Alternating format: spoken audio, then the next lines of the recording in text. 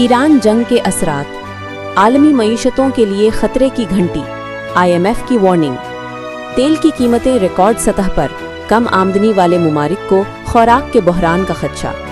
नाजरीन सलाम, आज हम बात करेंगे ईरान और अमेरिका व इसराइल के दरमियान जारी तनाज़े के आलमी महाशी असरात के बारे में।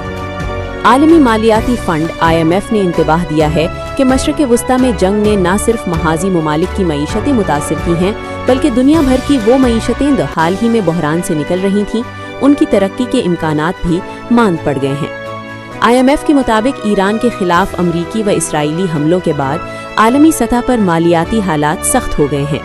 ईरान की हरमज़ की तंग गुज़रगाह बंद होने और दीगे बुनियादी ढांचे को नुकसान पहुंचने से आलमी तेल की मार्केट में सबसे बड़ा बहरान पैदा हुआ है, क्योंकि दुनिया के 25 से 30% तेल और 20% LNG इसी रास्ते से गुजरते हैं।